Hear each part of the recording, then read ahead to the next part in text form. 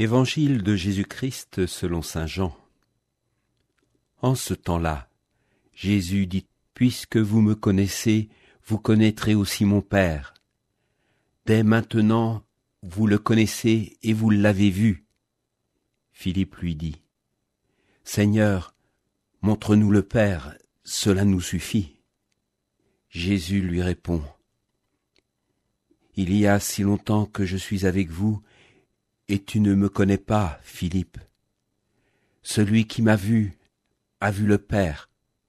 Comment peux-tu dire : montre-nous le Père ? Tu ne crois donc pas que je suis dans le Père et que le Père est en moi ? Les paroles que je vous dis, je ne les dis pas de moi-même. Le Père qui demeure en moi fait ses propres œuvres. Croyez-moi, je suis dans le Père et le Père est en moi. Si vous ne me croyez pas, croyez du moins à cause des œuvres elles-mêmes. Amen, amen, je vous le dis, celui qui croit en moi fera les œuvres que je fais. Il en fera même de plus grandes, parce que je pars vers le Père, et tout ce que vous demanderez en mon nom, il en fera même de plus grandes, parce que je pars vers le Père.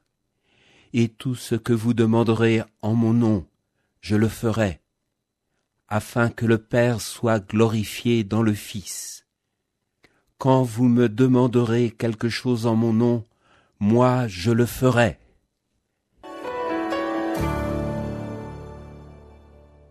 Les apôtres, même en contact permanent avec Jésus, restaient des hommes bien humains. Hier, Thomas lui fit la remarque : « Nous ne savons pas où tu vas. » Aujourd'hui, Philippe, après avoir entendu Jésus parler de son Père, lui réclame comme un enfant qui attend son cadeau : « Montre-nous le Père. » C'est vrai qu'en insistant sur son Père, Jésus met l'eau à la bouche de ses disciples. Pour eux, le Père de Jésus reste une personne mystérieuse. Alors, pour eux, qui est le Père ? Une belle légende ? Un être virtuel ? Un inconnu célèbre ? Pour nous, pas de doute. Une personne bien vivante et à notre écoute. La preuve, combien de fois nous récitons le Notre Père. Allons plus loin avec la phrase « Je vis dans le Père et le Père vit en moi ». Autre difficulté pour les apôtres qui n'ont pas tout compris. Par ces paroles, Jésus nous montre qu'il existe une véritable communion, une symbiose entre lui et son Père. Ils sont reliés par la sève divine. Cela peut nous rappeler le moment où nous approchons de l'Eucharistie. Je vis en Jésus et Jésus vit en moi. Il me transfuse sa sève divine. Ensuite, Jésus insiste sur sa filiation divine. Les paroles que je dis ne viennent pas de moi. Le Père accomplit ses œuvres en moi. Et Jésus, homme sur terre, n'est pas venu en touriste, en baratineur ou en chef.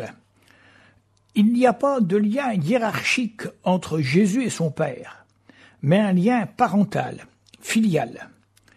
Jésus et son Père marchent de front. Ceci nous invite à vivre une certaine humilité face à nos petites réalisations. La force de Dieu est en nous. Je ne réalise pas des actes, je ne fais que prendre le chemin avec les paroles de Jésus, et je ne peux rien sans sa force. Alors que certaines fois, je crois avoir réussi à la force des poignets. Vers la fin du texte, Jésus nous invite à la confiance. « Si vous demandez quelque chose en mon nom, je le ferai. » Ceci m'engage à ne pas être centré sur moi-même, mais à croire en la puissance de Dieu. Il me fait dépasser mon horizon terrestre et matériel pour élever mon regard vers quelqu'un de plus grand que moi. Ainsi, la confiance peut s'installer dans les moments de doute et de recherche. En conclusion, nous avons la chance d'appartenir à cette famille divine. Jésus priait en disant « Mon Père », il nous a passé le flambeau et nous pouvons dire « Notre Père ». L'évangile du jour a été commenté par Roland Dreillard, diacre du diocèse